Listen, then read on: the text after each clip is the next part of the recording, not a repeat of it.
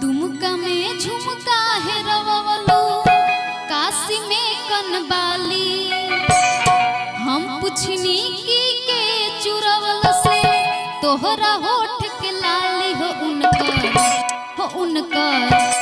उनकर नथिया बरामद भइले हमरा रंगीला जिला भभुआ से। हो उनकर नथिया बरामद भइले हमरा रंगीला जिला भभुआ से।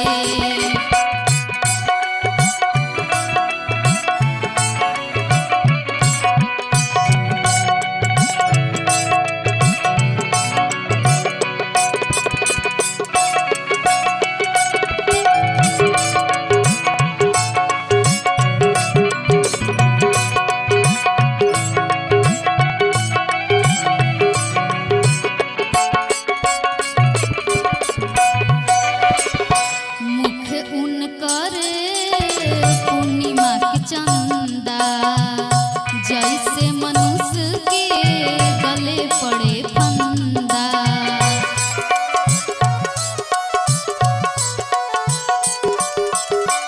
मुख उनकर पूर्णिमा के चंदा जैसे मनुष्य के गले पड़े फंदा। पान दबवले गाल में जपले चले जवनिया चाल। भागलपुर शहर में हेरवलू तू नवला थाहार। हो उनकरे बाली बरामद भइली हमरा रंगीला जिला भभुआ से। हो उनकर बाली बरामद भइली हमरा रंगीला जिला भभुआ से।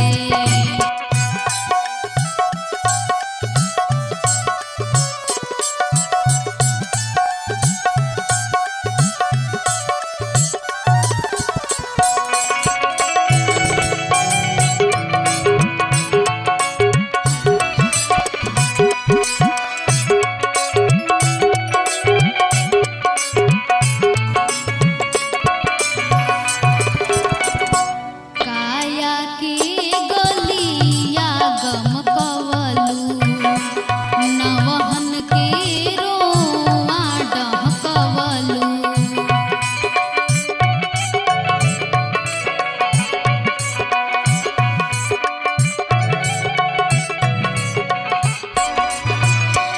काया के गलिया गमकवलू, नवहन के रोआ डहकवलू। चिट्ठी लिख रोहतास जिला में करवलू तू बवाल। लइका त लइका बौरैलन बुढ़वो बाबे हाल।